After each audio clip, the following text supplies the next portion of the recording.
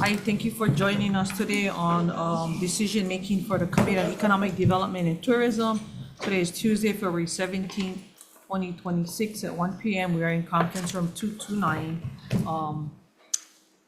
For any reason we get cut off or go down, we will reconvene back on Thursday, February 19th at 1:05 p.m.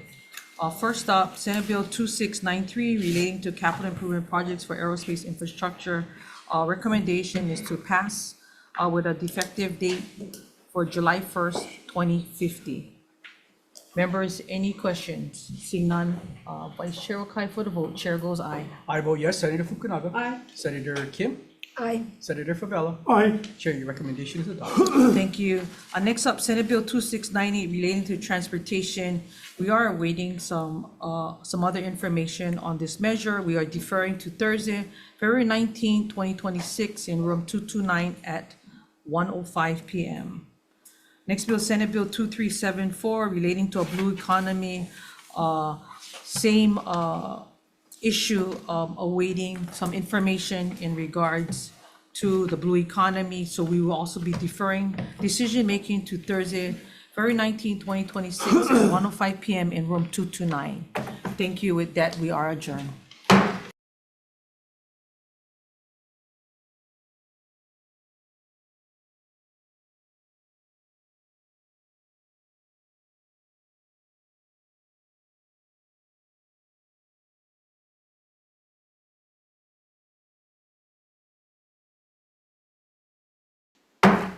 Hi, and welcome to the Committee on Economic Joint Hearing with Senate Committee Economic Development, Tourism, and Education. This is our 1:01 p.m. agenda, and we have a 1-minute time limit for all testifiers. Also want to recognize Education Chair, Senator Kim. This agenda has two bills. First bill up is Senate Bill 2816 relating to state enterprise zones. First up on the testifier list, we have Dennis Ling from the Department of Economic Development and Tourism. Aloha chairs, vice chairs, committee members, Dennis Ling, DBED stands on its written testimony in support of offering comment. Thank you. Next up, testifying for HTDC, Trung Lam. Good afternoon, chairs, vice chairs, and committee. Trung Lam with HTDC. I also stand in my testimony in with support of comments. Thank you. Next up, Department of Taxation. Good afternoon, Chair, Vice Chair, Member of the Committee. Clinton Piper, Department of Taxation. We'll stand on our written comments. Thank you. Next up, Naoto Ueno from University of Hawaii. Yes, dear Chair, Vice Chair, and members, my name is Naoto Ueno, Director of University of Hawaii Cancer Center. On behalf of UH Cancer Center in Jabson, we stand on our comments. Thank you. Next up, Department of Business Economic Development. Hi, Dane. Good afternoon, Chair, Vice Chair, members of the joint committees. Dane Wicker, Deputy Director of DBED, and we stand on our testimony and support. Thank you. Next up, HCDA. In support, Tom Yamachika testifying for Tax Foundation of Hawaii on Zoom. Good afternoon, chairs, vice chairs, members of the committees. Tom Yamachika from Tax Foundation. We will stand on written comments and be available for questions. Thank you. Next up, Patrick Sullivan on behalf of Oceanit in support. Ryan Churchill, Pacific Rim with comments. Elizabeth Ignacio, Hawaii Medical Association in support. JC Mikulonic testifying for the Queens Health System in support. Anybody else wishing to testify on this measure? Please.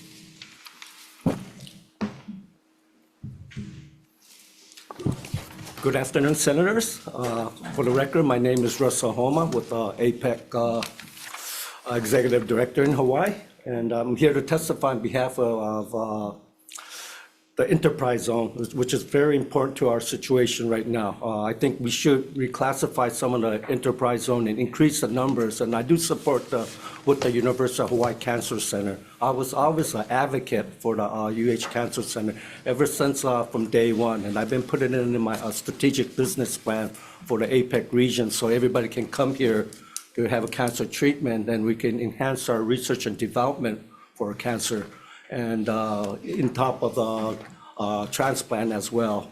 So I think increasing the enterprise zone in that area, Kakaoka area where the Cancer Center, there's a Pier 7 with the Hawaii Development Corporation. That whole area can be designated as an enterprise zone, and combine it with the foreign trade zone, because we have a foreign trade zone right there too. So can you wrap it up? Your Yeah, time so is up. I just wanted to make sure that we do have a free trade area. If we combine the foreign trade zone and the state enterprise zone, we don't have to pay import tax on tariffs. We don't have to pay state Thank taxes you, for the Russell. business people to conduct business. So we can, Okay. and combine it with Russell, orchestrate your it. time is up. Thank Okay. you.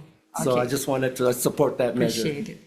Anyone else wishing to testify on the measure? Seeing none, members, any questions? Senator Kim. DBED.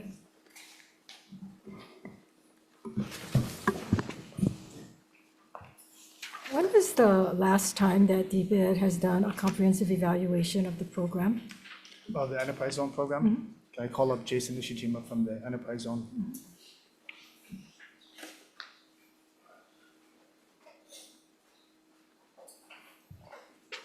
Good afternoon, chairs, vice chairs, members of the committee. Jason Ushijima, DBED, Program Manager for Enterprise Zones. I don't believe there was a comprehensive study done, at least to my knowledge, since I've begun with DBED, Okay. maybe 2 or 3 years ago. So since 1986, as far as I know, there's been no comprehensive evaluation. So do you even know how much money we're getting, how much ROI we're getting for our buck? We do, every year we do produce an annual report, and I believe last year it was about, give me 1 second, I have that for you. Thank you. So there were,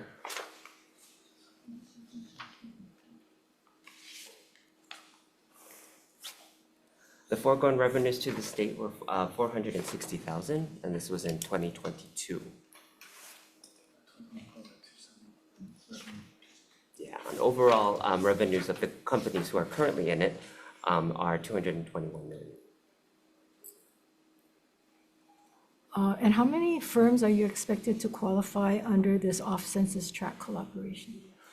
Right now, I'm not sure about how many are going to be in the qualify within that specific tract. Yeah, I don't know what that number is. What safeguards will prevent firms from restructuring existing activities to qualify for the benefits? We do take a look at what the firms are doing as far as what their business activity is. As long as 51% of those business activities are one of the qualified ones, they will qualify for the program. And so how does this bill avoid subsidizing activities that would have occurred without the easy benefits? So these companies who happen to be within this zone will be exempt from and do qualify for annual benefits, do qualify for GET tax waiver, as well as tax credits for income and unemployment insurance. Yeah, but how do we avoid this thing from being a workaround? I'm sorry. Senator, on that, following your question, to prevent current existing businesses from receiving the incentive, is that correct? Well, not only that, you can have others coming in. I mean, okay, so the Cancer Center and the Jabson is on pristine area. It really shouldn't have been there. I mean, this is waterfront property. We should have used it for economic development, but we chose to put this in. Okay, and they have activity all around it. The enterprise zones was intended for depressed areas to bring in economic activity to areas and revitalize those areas, not to go ahead and enhance an area that's already has that attraction. If we haven't attracted them by far now, what is going to bring them there other than them now? You're going to have some of these existing businesses going to come in, and then you also have this, what is it called, reach out or with others that is not in the area, right? What was that? That is the way the bill is written, Right. to allow companies outside of a designated area. This bill language goes back to a site visit we did with Ways and Means Committee about being more intentional and instead of waiting for enterprise zones to utilize those incentives as a layer to attract business. So in this case, healthcare tech, which came up in Reed's Emerging Economic Report, DBED was asked, what does healthcare tech mean for the state and how can we be competitive? When we map out the assets and we talked about regional economic development, it includes land acquisition, facilities. Kaka'ako has those facilities in place for healthcare tech. What that is defined, we defer that to UH Cancer Center on what type of activities can come in. From DBED's standpoint, with the enterprise zone in-house, our plan calls for how do we layer incentives to attract business, whether it's new business or existing business. That's a policy call.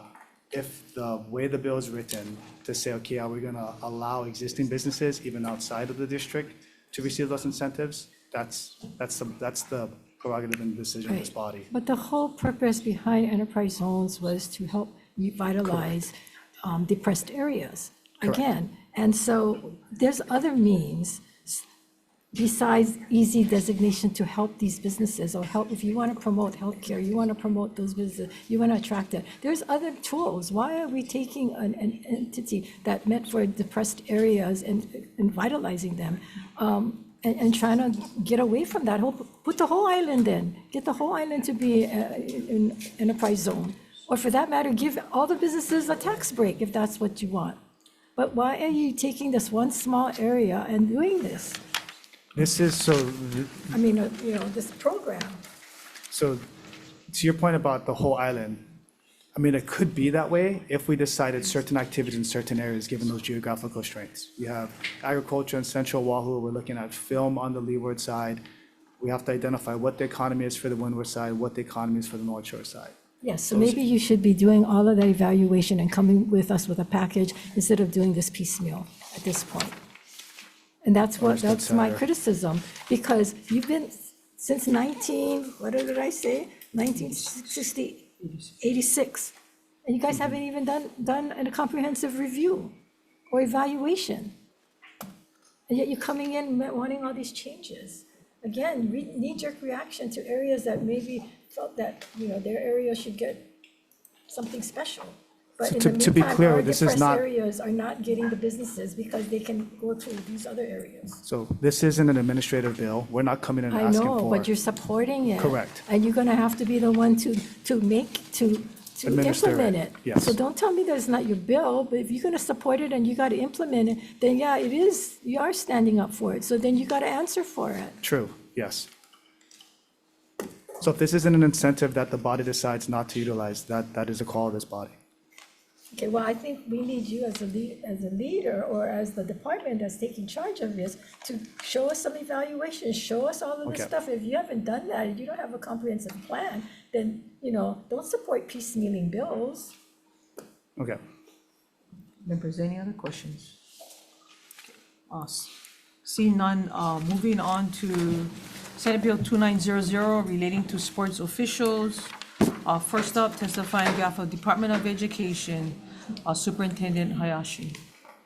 I really wish she was here today. Sorry, and here it is, please. Thank you. Chairs, vice chairs, members of the committee, Shantajima, Assistant Superintendent, testifying on behalf of the Department of Education. The department stands on our written testimony in support of this measure. The Attorney General's office is in the best position to represent the department's employees in temporary restraining order hearings. The department does not employ attorneys, and the department does not have funding for private attorneys. Also, elevating intentional bodily injury of a sports official to a Class B felony further promotes safety for our sports officials. Thank you for the opportunity to testify. We stand by for questions. Thank you. Next up, Haley Chang, testifying on behalf of the Office of Public Defender.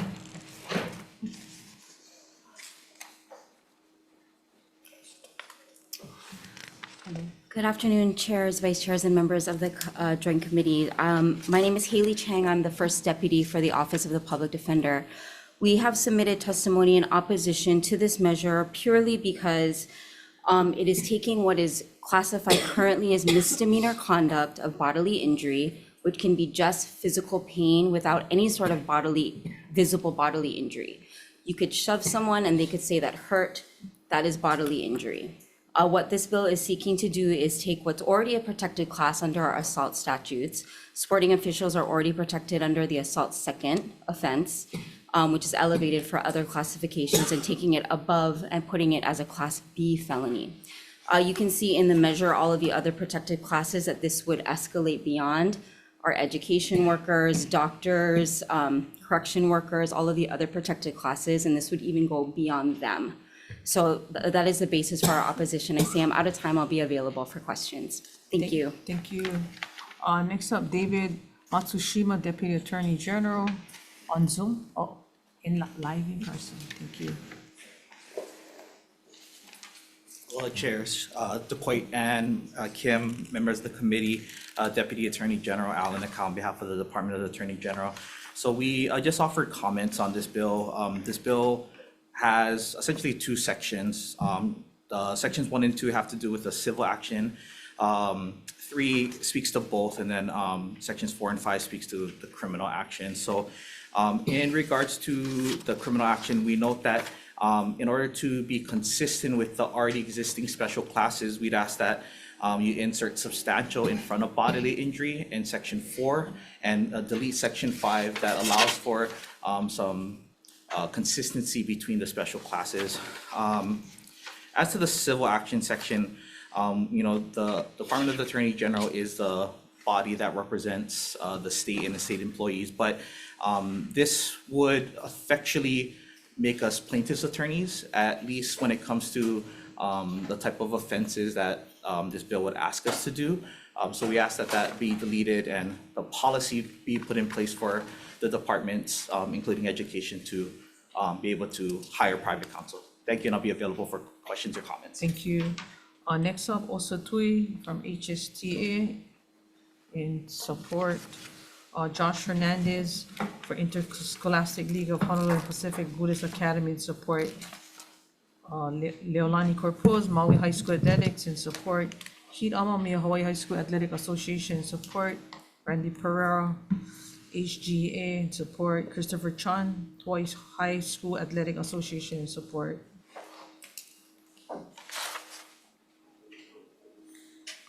Seven other people are also in support. Anybody else wanting to testify on this measure? Seeing none, members, any questions? Senator Wakai. Alan from the AG's office.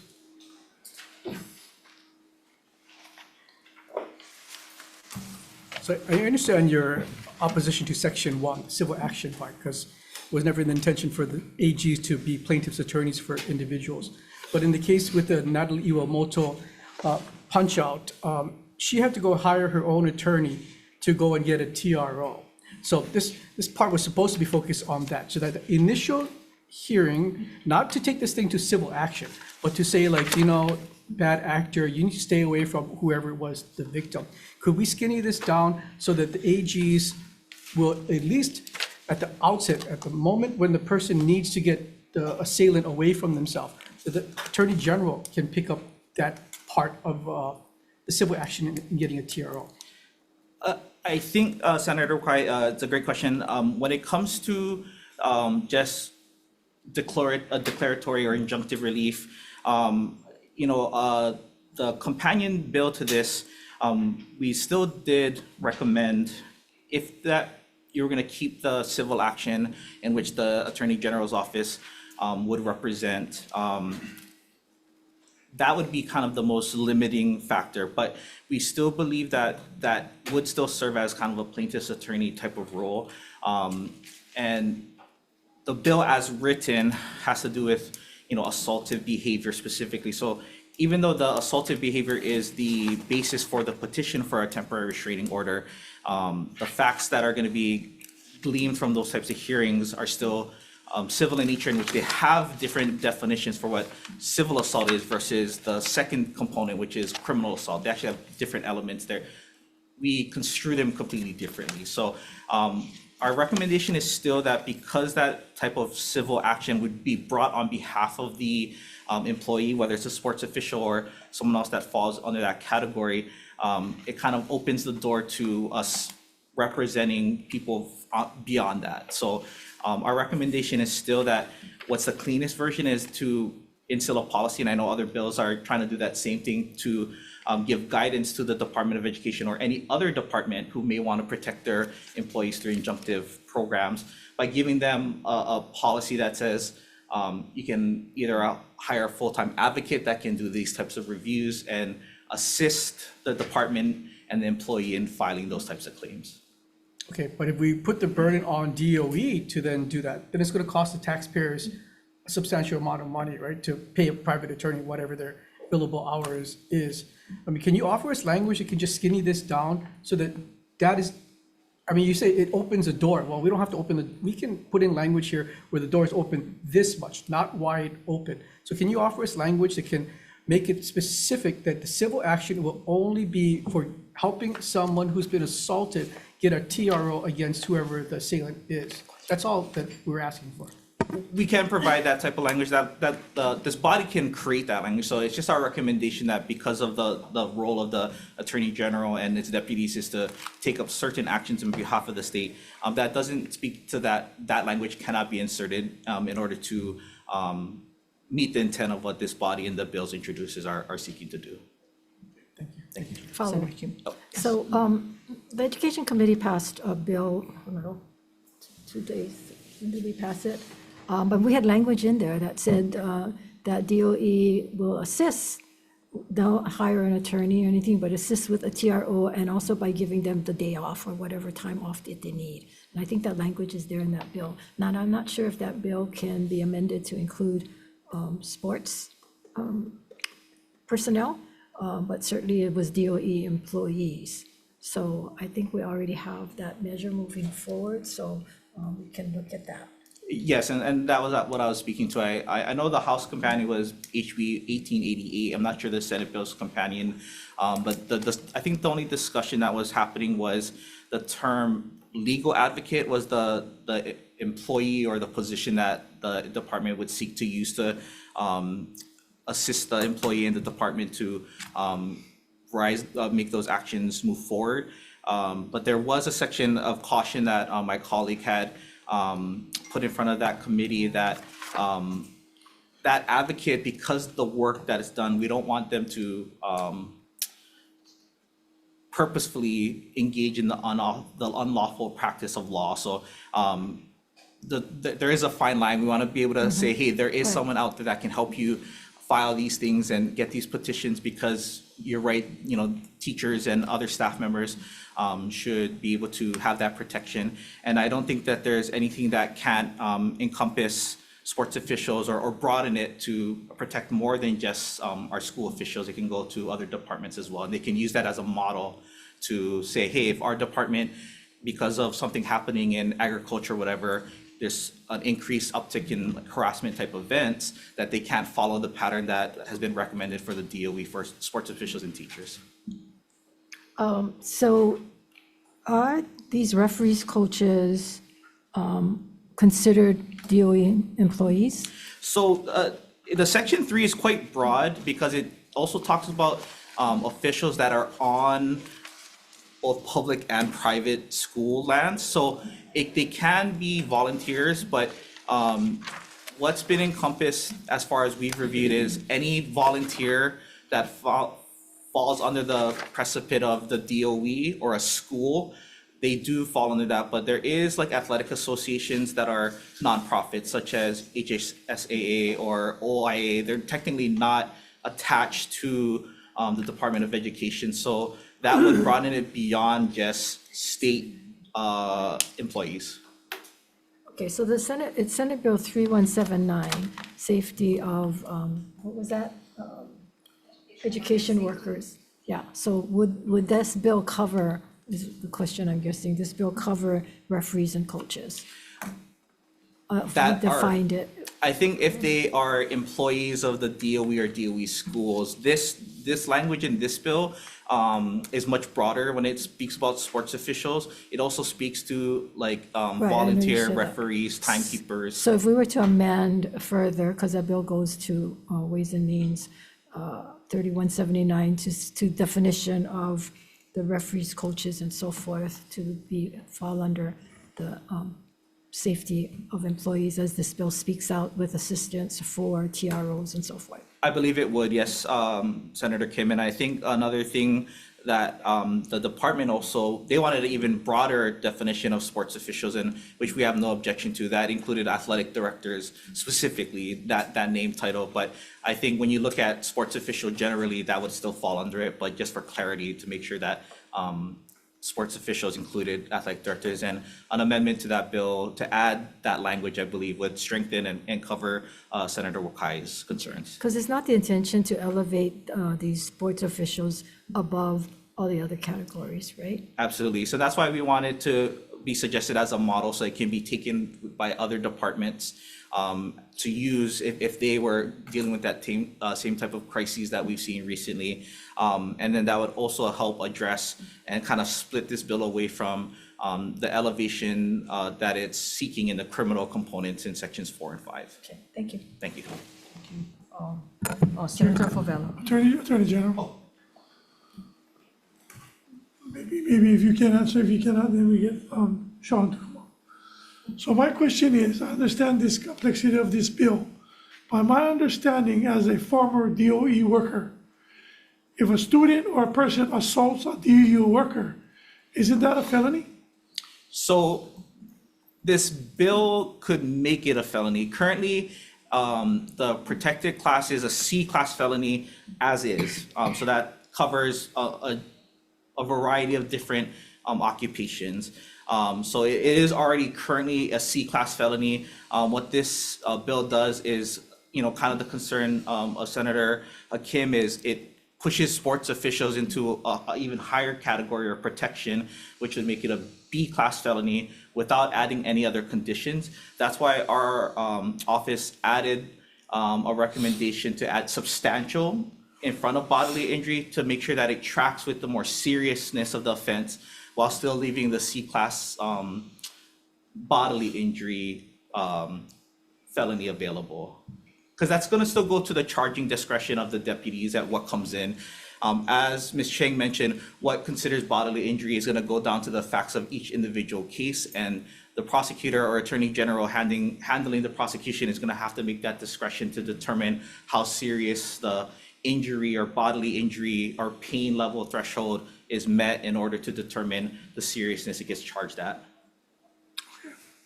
Thank you, Chair. I would think if you get punched in the face, there's pretty bodily injury right there. Yeah. I mean, at whatever pressure you're getting punched in the face. But anyway, I got another question. Yeah. Without this bill, do sports officials have to obtain their own attorney if they are assaulted or threatened at a school? Depending on what they're seeking. So if they're looking for criminal charges to be brought, either the Attorney General's Office, Criminal Justice Division, or the Honolulu prosecutors are going to handle prosecuting the assailant, right? But they just are essentially witnesses or complainant to that. And they cannot even tell them, hey, even if there's proof, I want that person charged. That goes to the discretion of the state through its prosecution. But the other question is, if they want a TRO or if they want an action for damages for the pain and suffering or injuries that they've taken, they would have to hire a private attorney. Okay, thank you. Any other questions? Yeah, one follow up. Senator Favela. Again, question. So this is to add sports officials, right? The reason why I don't think everybody can understand, not everybody out there in TV land understand, if we don't protect our officials on any level, we're not gonna have sports, because they don't feel safe, and we already get a shortage of officials. So, a lot of people have comments and saying, but no, it's different now. It's not like when I was going to school, 2, 4, 6, 8 or whatever, 1, 2, 3, shoot the referee. That was friendly kind of song, it wasn't nothing. But nowadays, we're in a different category. Everything is physical. So I just want to make sure that everybody understands, if we don't take care of our officials, we're not gonna have sports. And just to clarify, Senator Favela, as your original question was, sports officials are included in the special protected classes under the C-class felony of assault in the second degree. Yeah. Thank you, Chair. Thank you. Any other questions? Seeing none. Short recess.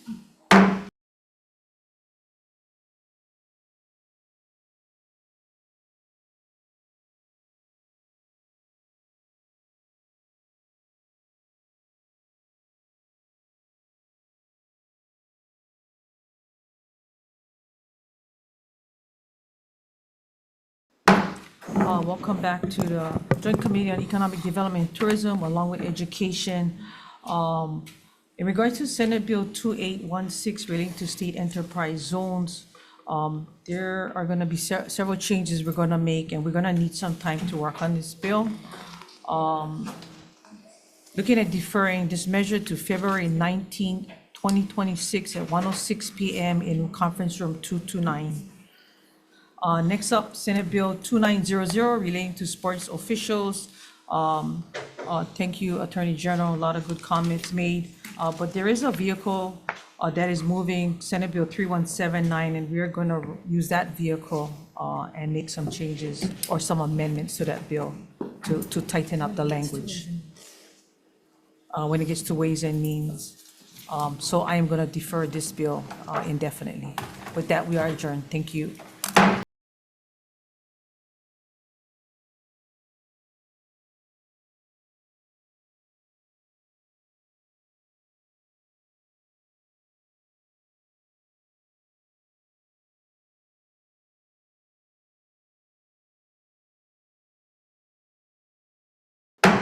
I welcome to the hearing with the Senate Committee on Economic Development and Tourism. This is our 1:11 p.m. agenda. We have a 1-minute time limit for all testifiers. We have various agendas to get through this afternoon. This agenda has 4 bills. Up first is Senate Bill 2716 relating to cooperatives. First up, Department of Business and Economic Development. Dean. Good afternoon, Chair, Vice Chair, members of the committee. We stand on our testimony and comments. Thank you. Next up, Keone DeFranco with Hawai'i Co-op Hui. Aloha, Chair, Vice Chair, and members of the committee. My name is Keone DeFranco, Managing Director of Purple Mai'a Foundation and co-founder of the Hawai'i Co-op Hui. I stand in strong support of SB 2716. Cooperatives are businesses owned and democratically governed by their members, including workers, producers, and consumers. They operate on a one-member, one-vote principle, keeping decision-making and profits local. SB 2716 establishes a cooperative development program within DBED to provide cost-sharing grants to support 10 to 20 local co-ops annually with startup conversion costs such as feasibility studies, legal services, and governance design. I would like to address comments about funding and staffing raised by DBED, which we appreciate and align with. When Hawaii has supported emerging industries like aquaculture, the state invested early and assigned dedicated staff, recognizing long-term potential. We hope cooperative development can be measured the same way. Last May, we convened the first Aina-wide cooperative development gathering with over 60 co-ops, emerging farmers, and community members. Today, we have over 80 members meeting bi-monthly for peer-to-peer learning on co-op models without any current funding. We're excited to spark renewed interest in this economic model. Mahalo. Mahalo, thank you. Next up, Hunter Hevlin, testifying for Hawaii Farmers Union in support. No, you're not Hunter. It's Hunter, okay. Hawaii Farmers Union in support. Kelly Timi and Livin Cooperative on Zoom. Sorry, slaughtered your name. It's okay.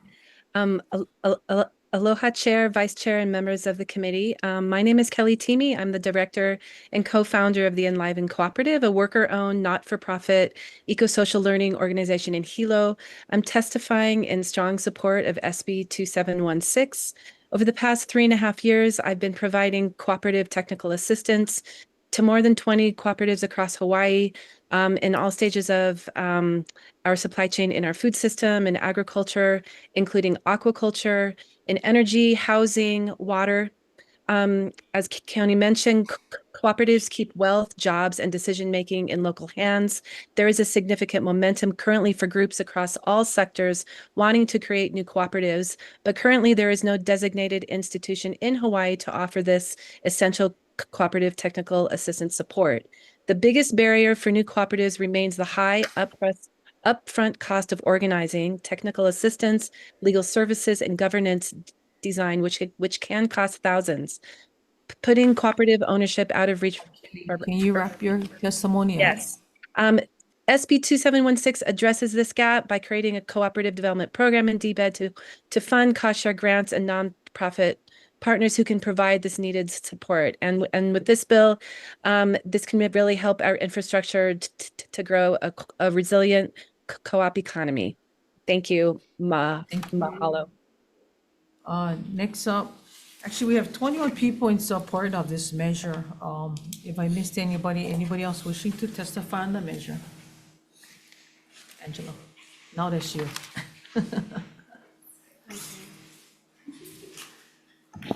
Thank you, Chair.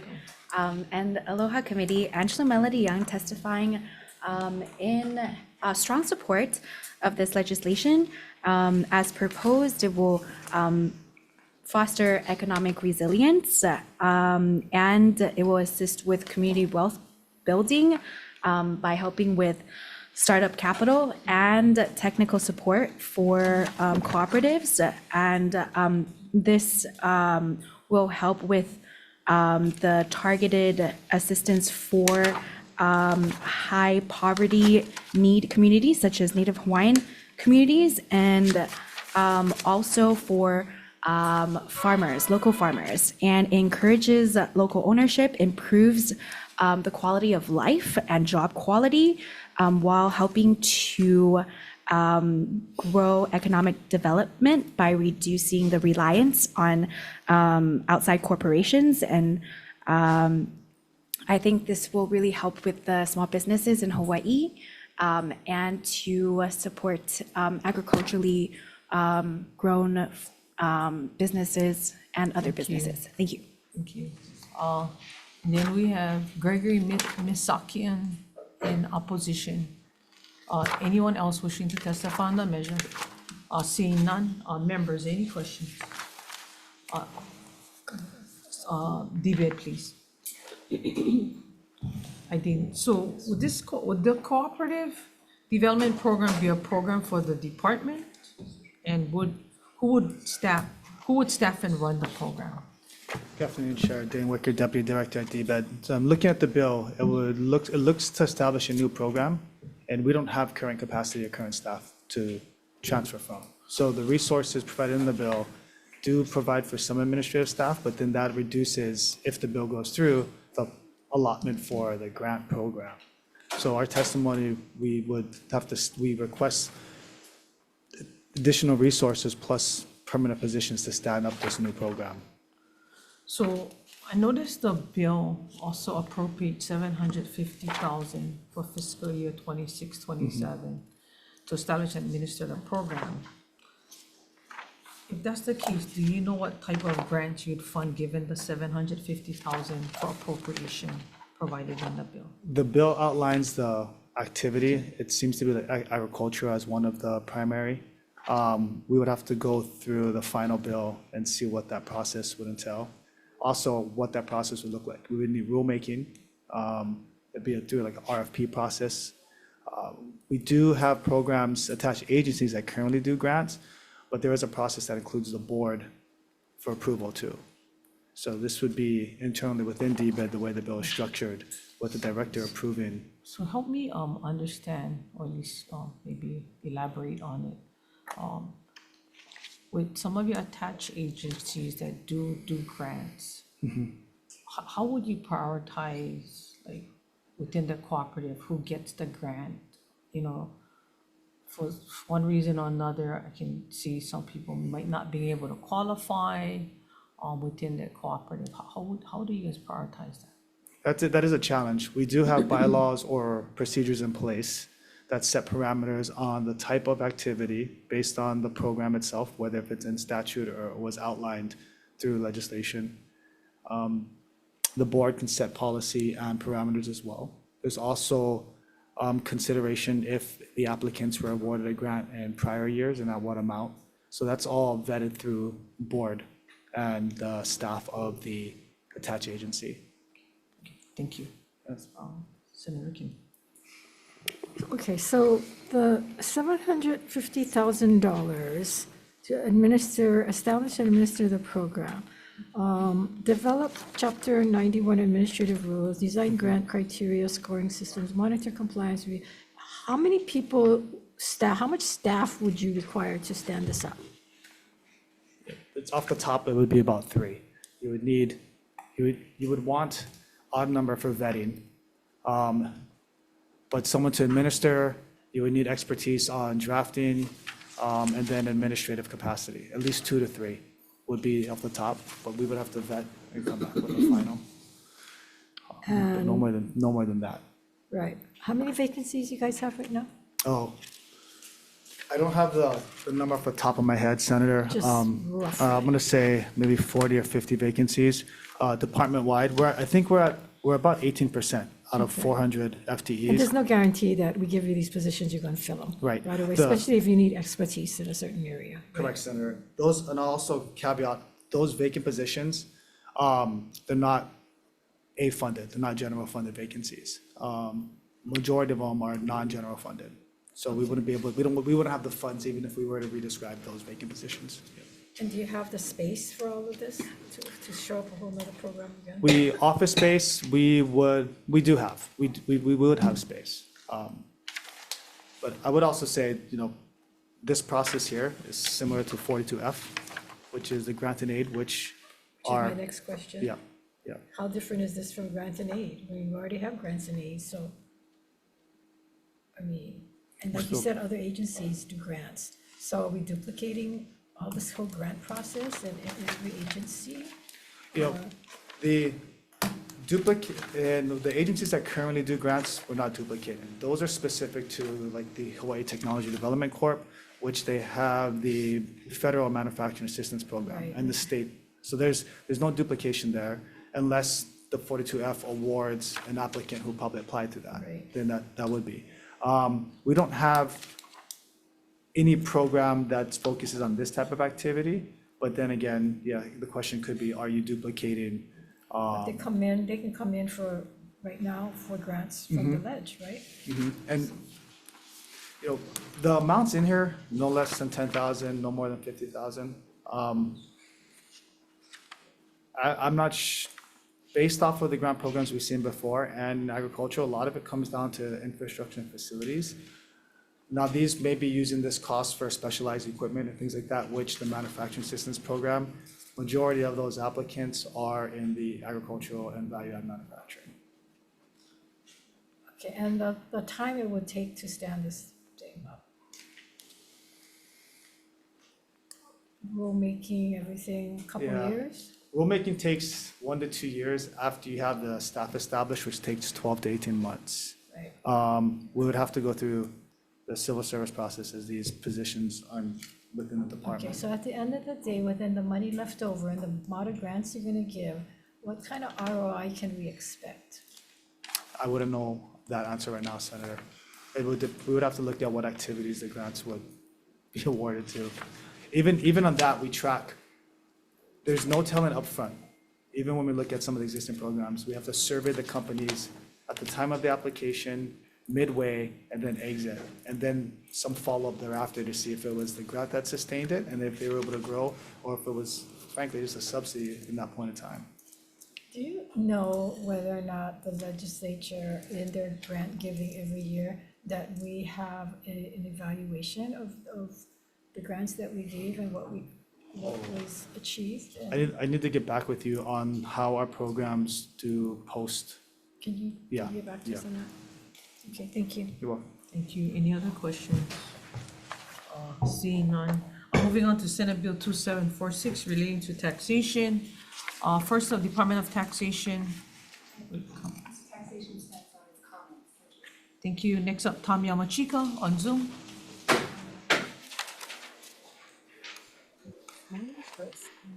Aloha and good afternoon. Colleen Taramai for Tom Yamachika. The Tax Foundation of Hawaii stands on its written testimony. Mahalo. Thank you. Anyone else wishing to testify on the measure? Seeing none. Members, any questions? Tax Department? Senator Kim. Sorry.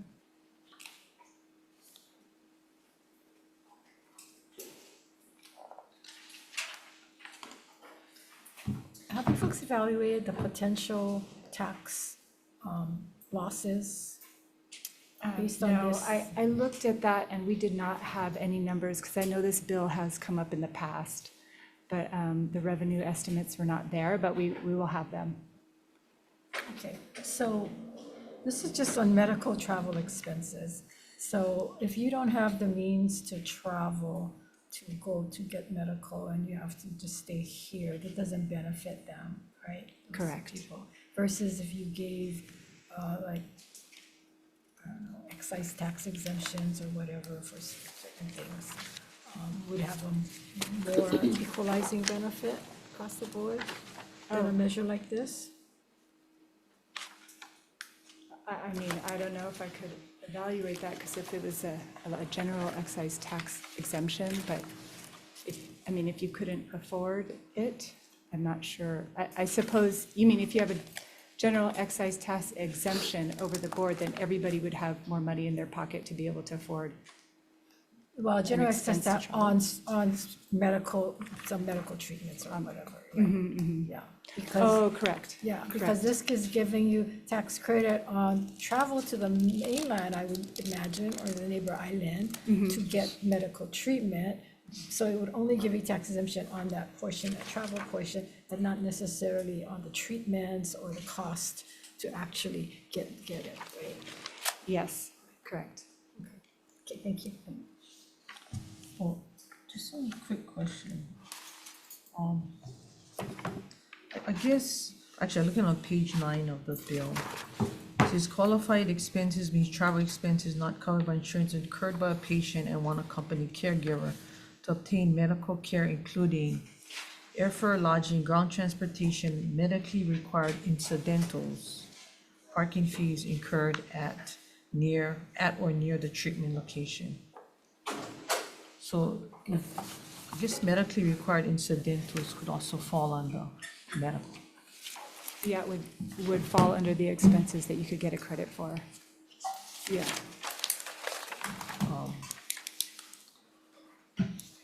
Does it qualify kind of treatment? So it's an entity that we find. There is different here, but it's still questionable. Is it any kind of medical This treatment? would look like. Any kind of medical Yeah, treatment? there is a definition that is referred to in the Internal Revenue Code, so it excludes some elective treatments, like cosmetic surgery, but it's It would- medically necessary treatments. So it's the same, it refers to the Internal Revenue Code definition of medical care that they use when you take a deduction for medical travel expenses in your itemized deduction. So using that same definition of medical care. So if I needed to have cataract surgery, which I did, and I decided that I wanted to take a vacation, so I decide I'm going to go to Las Vegas and have, maybe I shouldn't pick Las Vegas, go to, I don't know, Colorado or New York to get my cataract surgery, and I really need a companion because I'm not sure if I'm gonna see well, and I take a so-called caregiver, that would be covered? You think? I don't think that would qualify under this, because you would have to prove that you couldn't get that surgery here. Okay, so you would have to prove that. Yeah, I mean, unless you're, yeah, you'd have to prove that, because your doctor would have to write Okay, it. so technically, I think we're looking at the more affluent people that are seeking medical treatment elsewhere. I mean, yeah, gotta be able to afford not only the treatment, I mean, but the travel, right? Right, right. Okay, I'm not thank sure. you. Thank you.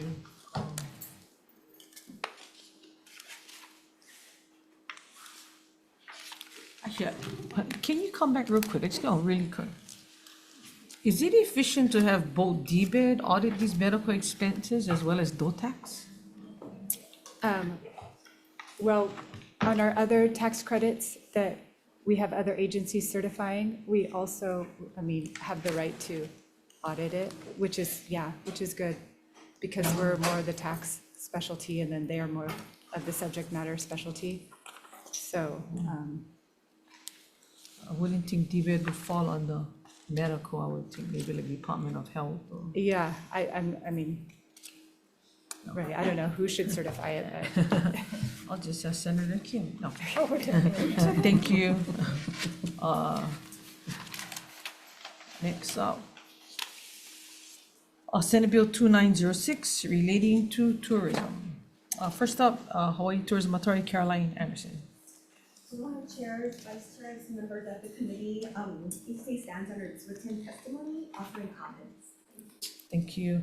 Next up, Nalani Braun on Zoom, testifying for County of Kauai in opposition. Aloha. Aloha. Honorable Chair DeCoit, Vice Chair Wakai, and members of the committee, I respectfully oppose SB 2906. Tourism, marketing, and destination management, they're operationally inseparable functions. You can't take them apart. And in typical government practice, when you structurally separate things, it often results in operational disconnection. And when marketing and management are not tightly aligned, the burden always ends up falling locally to be handled. So with that, I had some suggestions in my testimony that if it goes forward, that there are items you could do to make sure that that doesn't happen. But tourism governance really should move towards stronger integration and not structural division. So mahalo for letting me testify. Thank you. Next up, Antoinette Davis, testifying for activities and attractions. Association of Hawaii in support, Scott Turner in support, Tapani Maui Ocean Center in support, late Mufi Hanneman in support, Bill Caldwell in support, and Gergely Misaki in opposition. Jim, I'm not sure, do you want to testify on this? Yes.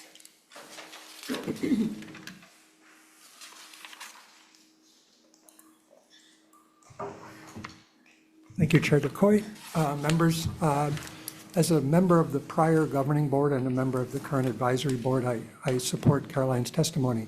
However, I'd like to bring into focus something that was just mentioned, which has to do with integration. With destination management, we know that maybe the Achilles heel that's recognized is cross-agency integration. And how do we obtain that or attain that? So the activities of cross-agency could theoretically be managed by whatever entity we identify, but the authority for cross-agency integration or cooperation is more difficult to envision without something like a liaison at the cabinet level. So while I'm not specifically providing testimony in support of this, I'm registering the comment that this is an active debate when the members of the HTA board discuss governance. Thank you. Thank you, Jim. Anybody else wishing to testify on the measure? Seeing none, members, any questions? Senator Wakai. Caroline.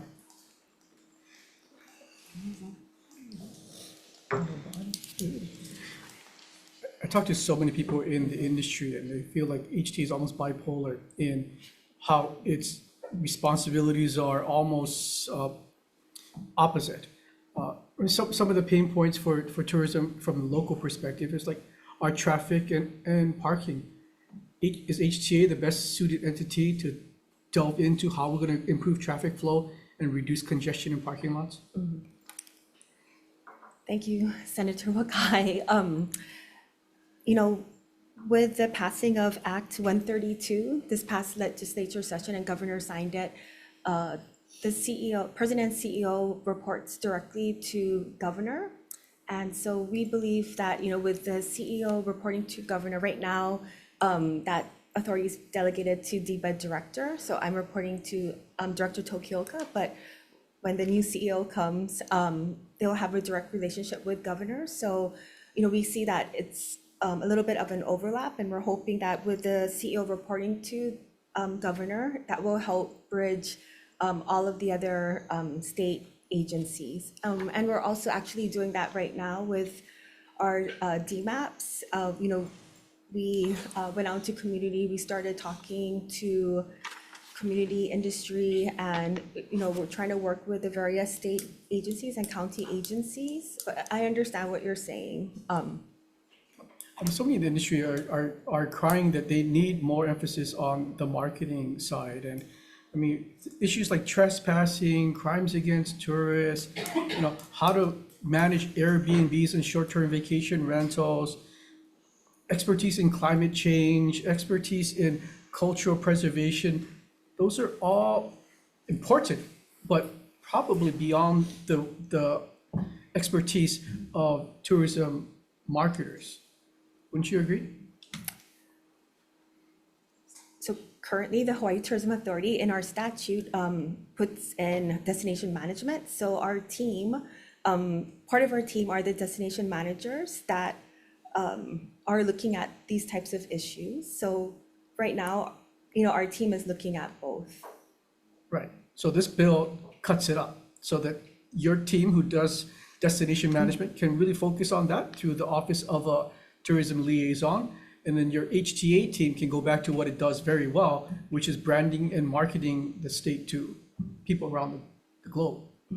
Wouldn't that be a better, in terms of transparency, accountability? Like if I have a problem with climate change issues, is it right for me to kind of voice my concerns to you or to someone who really has understanding about climate change and what mitigation measures need to be put into place to address that? So I believe with our current team, our community, our industry can look towards the HTA to give that voice. And we're here to listen and see what we can do to help. And I understand what you're saying. There was a tourism liaison, a couple of decades, a decade ago or decades ago, and it did work. But right now, how the legislature has structured us with the president and CEO reporting to the governor, we feel that right now is, we want to continue the momentum and we want to work in that manner with governor and governor's directors in addressing mitigating visitor impacts. Okay. All I have to say is that the people in the tourism industry are crying for more emphasis on the marketing side. And I understand we legislatively put that responsibility on you, and I think sometimes maybe it's something we should take another look at, whether you and HTA can be the repository for all of these responsibilities and have the expectation that you're going to do it well. At a certain point, there's too many responsibilities. You don't have the expertise to do all of these other destination management, stewardship issues, and maybe we should peel that off to have other entities. I mean, if it's about like traffic, you have to work with the Department of Transportation, right? HTA is not going to change the outcome of traffic and parking, but you can work with DOT to get all of those things done. So I just see that there's just too much on your plate, and this bill is trying to address and focus you on what you do well. So sorry, it's not a question, it's just a commentary. Thank you, Chair. Thank you, Senator. How many in your team that do destination marketing right now? Destination marketing? Yeah. Currently, we have 3, but in total, there are 4 positions. So a total of 4. Currently, there's 4. 4. One is vacant. Yeah, one is the chief brand officer. Okay, and I'm not sure when you referred to the tourism liaison before that it worked. Because if it worked, I don't know why we don't still have it. Yes. So in what manner did it work? So the tourism liaison was under Governor Lingo's administration. Marcia Wienert was the tourism liaison, and we know that working with her, I mean, from what my recollection, she did help to coordinate different state agencies, and she did. We had our strategic plan back then, and she helped. And it didn't require a bill, right? The governor's office can just do a liaison, right? Yes. Yeah, I don't believe we did a bill on that. I guess I have a differing point of view, having been tourism chair years and years ago and so forth. But from my understanding is that even if we didn't do $1 of marketing, would we still have visitors? We would still have visitors, correct? Yes, But 'cause- maybe, sorry. Go ahead, no. Maybe it might not be the right type of visitor that we want to Hawaii, and, sorry. No, okay, because I hear this all the time from people, is that, you know, if we didn't spend a dime, the hotels are spending it, the airlines are spending it, they are marketing, they're not gonna let their planes go empty, they're not gonna let their hotel rooms go empty. So the marketing dollars that we do give supplements, and many times the entities have cut their marketing budgets because the state is supplementing the marketing budget. But what I hear is that it doesn't matter how much money we spend on marketing, if our trails are not pristine, our beaches are not pristine, if our environment is not taken care of, if crime is not maintained, they're not gonna come.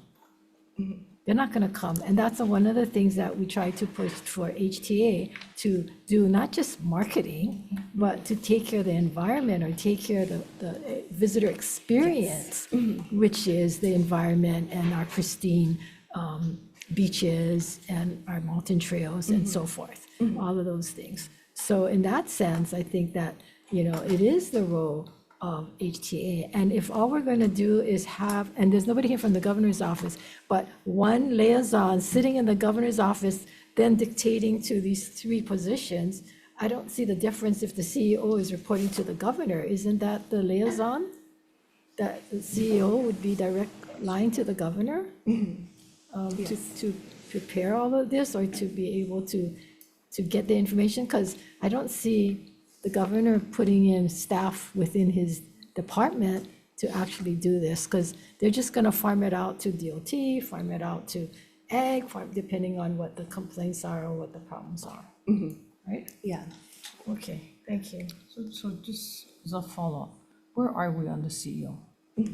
So the, actually, would you like to comment on it? Or I know the board is meeting, the permitted interaction group has their next meeting. Like, what process are we in with getting the CEO on board? Yes, the last time. They are, I mean, like, yeah. I defer to our chair. You told us that the last time we were at the convention center, right? You gave us a Yes, timeline? yeah. Which is quite a ways away from what Yeah, I I just recall. thought he can speak to it. Thank you, Senator. I'm the chair of the CEO Search Permitted Interaction Group and the chair of the administrative committee that oversees that. So we do have a calendar that was established in December. As you know, the advisory board had to ramp up, and we had to better understand the statutory language, how it's changed in terms of identifying the CEO. We then had to get a clarification from HR and from the AG regarding the classification of this CEO. They are now going to be an employee of the state of Hawaii, not an employee of the authority. That requires a different characterization. We identified to the search group that we were going to pay a certain amount and have a certain classification and reporting. All that's changed. So the result of that original search, 23 some names, they applied for a different job than the one that they might potentially be hired to. So the question is, do we have the best pool of candidates given the existing or the current conditions rather than the previous conditions? So we're in consultation with DBED director, and we're trying to get to the quickest result we can. I think we have an able administrator in Caroline at this point, but we know we need to get to a permanent CEO and get that name to the governor to forward to the Senate. We are working on the fastest schedule we can, but we are an advisory board of volunteers, and we do have limited understanding. Up to this point, we had limited understanding of who we were actually hiring. Okay. Any other question? Oh, Senator Kim. Okay. The 23 names that you folks got, was any vetting done at all? The names have, their resumes have been reviewed by myself, for instance, and some other members of the PIG, the Permitted Interaction Group. I don't see an immediate savior. So if what we're looking for is a CEO that can resolve all the issues that the new CEO will have to do, which I would argue are primarily communications with the legislature, now that HTA relies solely on A funds. I think the interaction with the legislature about the responsibilities of HTA, as Senator Wakai was alluding to, the complexity of destination management, this person has to have a different skill set than the ones that I've reviewed. Okay. But the position is ever changing, right? I mean, we have this bill in front of us. If the bill passes, that changes. If the bill doesn't pass, it stays the same. But I guess if you vetted the names, isn't there anyone in there that has the potential? Because I don't know that you're going to be able to get somebody specific if now you're saying they're concentrating on working with the legislature, because they still have to have tourism background and so forth. So isn't there anybody that you folks can approach as far as, a highly potential candidate, that we don't have to go through a whole another round of candidates and redefining what it is and so forth? Senator Kim, the answer is yes. There are names, there are people that have applied that could be potentially a very good CEO. However, as you described the existential threats that hang over HTA right now, how do we in good faith ask people to come forward and apply for this job in public, because it will be sunshine when we get down to the last few names to go to the board. How do we in good faith ask somebody to put themselves in the public's eye, and perhaps with their current position in jeopardy for applying for this job, in good faith? You ask them. You ask them like any other position that we're recruiting people. You ask them, you know what's going on? Are you still interested? You know that this might be would you still be willing to put your name forward? I mean, you ask them and see what they say. And we if did, they're Senator. interested, then, yeah. And We did that. We Okay. asked them in January, are you still interested in this position? They've said so. So our March Permitted Interaction Group agenda is for deeper vetting to occur on some of the applicants, and we will move forward with the pool at hand, but mindful of a change in circumstance. That is, we need to be fair to both the public and to these Right. individuals. Right, okay, so it sounds different from what you said a little bit earlier to what you're saying now. It sounded like you're gonna go through this whole nother process, and now you're saying you've already vetted some of them, and you wanna vet them further. Both are true, Senator. What do you mean both are true? We are going to do our work, and we will, if nothing else, learn how to, as a group, advisory group, come through the process, the vetting process with the candidates on hand, and one of them might rise to the surface, or two or three. But we also have to be mindful of the change in circumstance, and we're seeking advice from HR and the AG as to whether we need to do an open search, and we have to be in consult with the governor through his DBED director. That's the way the advisory board works nowadays. Yes, but you don't have to necessarily, or DBED does not necessarily have to have an open process again. I mean, you could literally pick from this group if somebody's willing and you folks feel that that person is qualified. It's within our capacity to do that and recommend that name to the governor. Yes, okay, thank you. Sure. Thank you. We're gonna take a short recess and switch over to our triple. Short recess.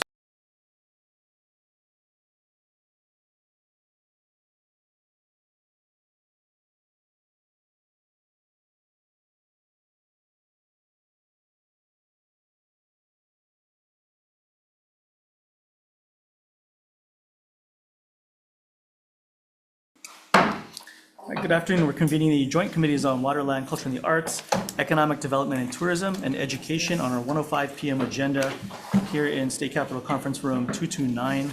We have one measure on the agenda, SB 2807, relating to destination management, which transfers functions relating to destination management from HTA to DLNR, and appropriates funds to DOE. We'll just note there's a number of testifiers on this. Folks, I know we're short on time, so folks are open to making sure that they have their written testimony submitted. We appreciate that. And in that case, for those who are open to standing on their testimony, we appreciate that as well. So up first on SB 2807 is DLNR.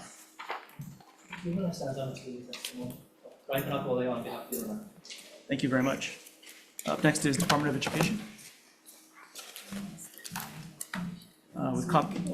Good afternoon.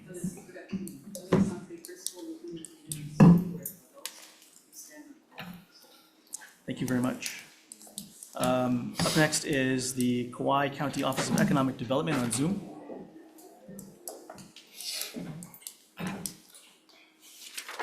Good afternoon.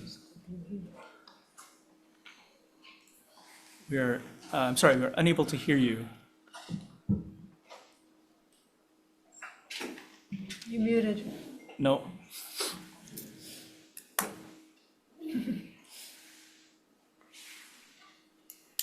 Why don't we come back to you, see if you can fix that.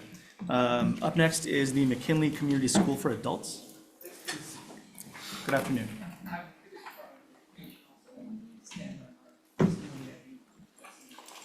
Thank you. And finally, James McCulley.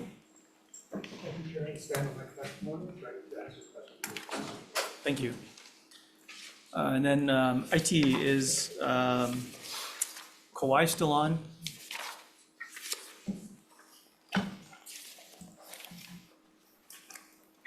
Nope, still can't hear you. Okay, we'll assume you're going to stand in your testimony then. Thank you very much. That's everyone who had signed up to testify. Is there anyone else wishing to testify on SB 2807? Please come forward. Aloha, Caroline Anderson with the Hawai'i Tourism Authority. We should have a written testimony as well. I believe we do. We do. Yeah. We do. Okay, thank you. All right, anyone else? Aloha, Angela Melody Young, testifying in strong support of this legislation. The legislation anticipates that the funding will request that DLNR and DOE to work together to get to common goals.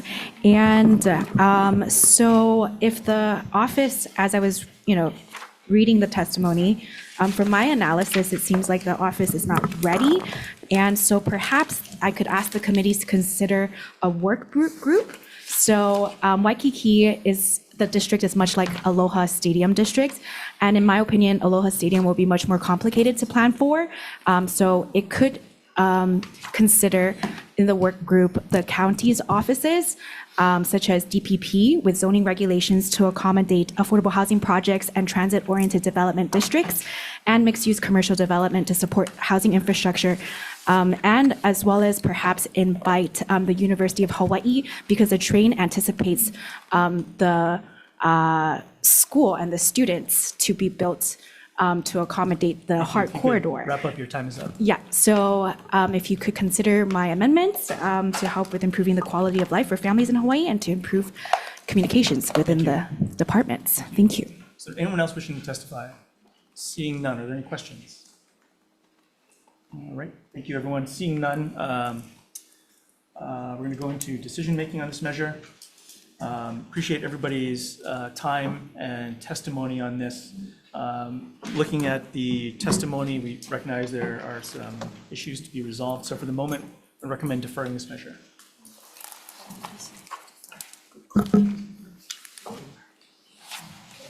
You guys need to officially write. Same here. Economic development, tourism, grain with the lead chair. Defer. Education. Same recommendation. Thanks, everybody. We're adjourned.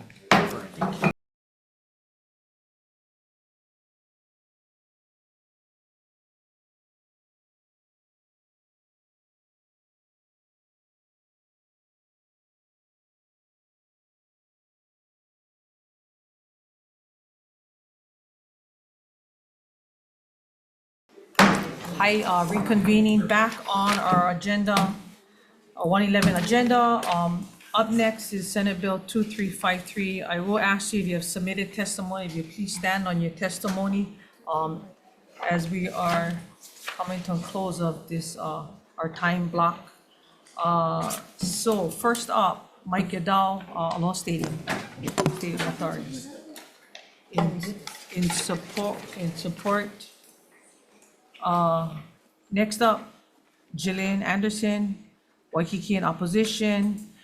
Next up, Trevor Arbarzua, Waikiki Business Improvement District. Yeah, thank you, Chair, Vice Chair, members of the committee. Trevor Abzua, President, Executive Director of the Waikiki Business Improvement District. I stand on my written testimony. I'm very happy to answer questions, but yeah, in short of time, defer. Thanks. Thank you. Next up, Winston Welch testifying for Outdoor Circle on Zoom. Go ahead. Yes, aloha, Chair and committee members. The Outdoor Circle stands on its written testimony just very briefly to say, this bill is contrary in a very negative direction for 100 years of history, prohibiting billboards and off-premises advertising, which are designed to protect our scenic integrity, roadway safety, economy, and character.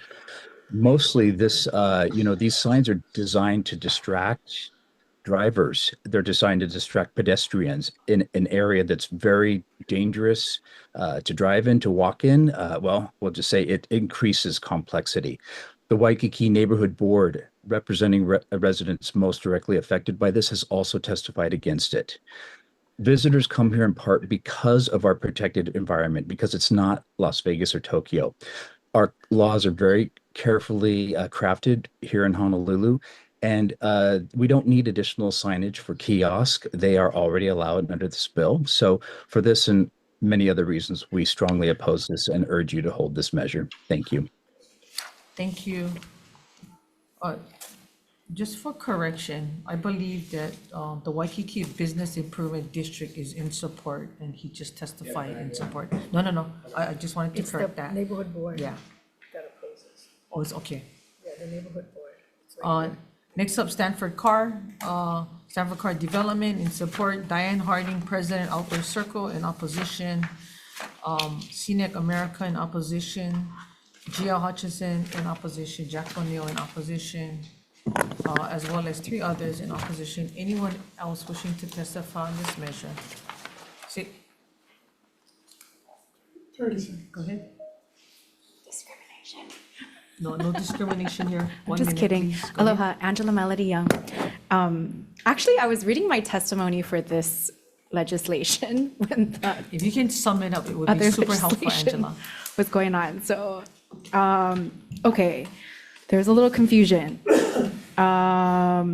Okay, so I just want to say that I am in strong favor of this legislation because the businesses to be supported by outdoor signage helps to develop the economic development in our communities. And the Aloha Stadium district, for it to be anticipated that it will bring a lot of visitors, tourists, and gather people for the University of Hawaii Games. If there can be more supportive policies to help with flexibility for economic development in these Angela, time zones, is it up. would be really helpful to supporting the middle-class Thank you. families. Thank you. Okay. Anyone else wishing to testify on this measure? Seeing none, members, any question? Quick question. Senator Wakai. Just want to point out some factual inaccuracies by the Outdoor Circle.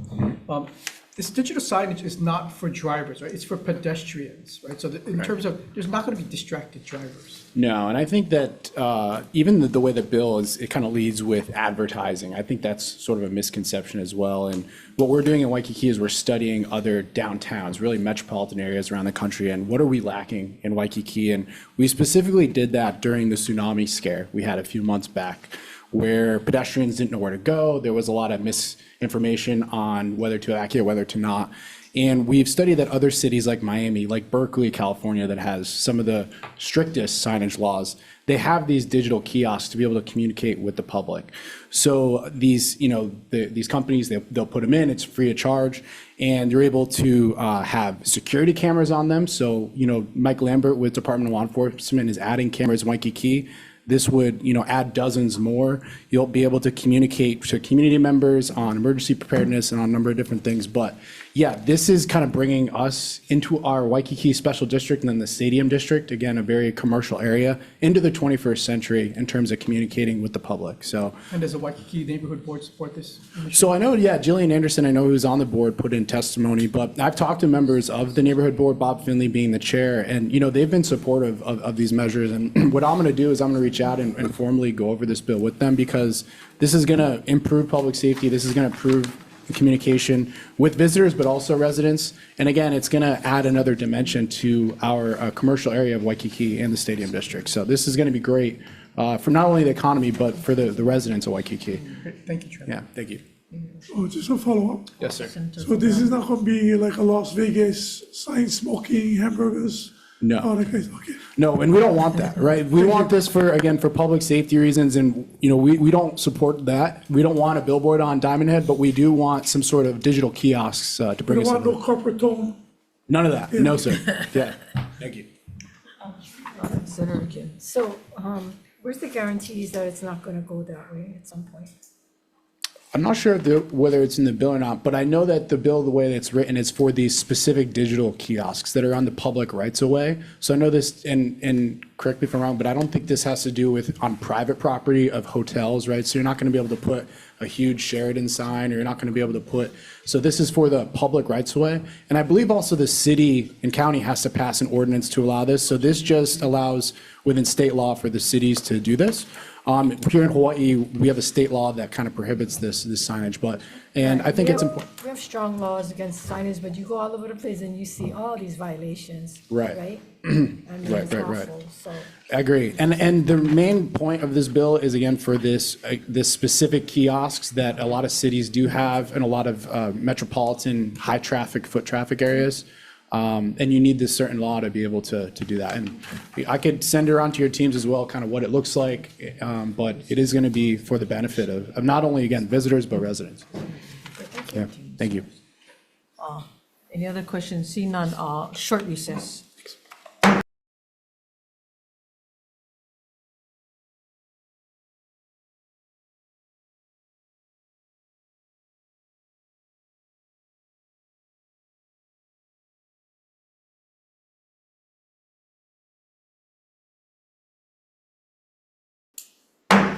Hi, thank you, and welcome back for decision-making on our 111 agenda. First up, Senate Bill 2716. After conferring with committee as well as the introducer of the bill, we do know that we need to put a little more work into this and finalize some language. I'm going to defer decision-making to February 19, 2026 in conference room 229 at 1:05 p.m. Next up, Senate Bill 2746 relating to taxation. This bill needs a lot of work and more conversation. I'm going to defer this bill indefinitely. Next up, Senate Bill 2906. I'm going to be passing with an SD1 by taking out the language establishing a tourism liaison, making necessary technical and non-substantive amendments, and blanking out the appropriation amounts and defecting the effective date to July 1st, 2050. Any discussion? Can you also delete out what this tourism liaison person will be doing at this point until we can hear from the governor's office? And also deleting out what the tourism position will be doing until we hear back from the governor's office. That hear back could be in the committee report, but just Yeah. blanking out. Yeah, what she said. So blanking out all, Yeah. shall do all of this stuff, we're gonna blank that out, we're just gonna create Yeah. the tourism liaison for now. And then adding in the committee report That- until we hear back from the governor's office. Okay. Members, any discussion?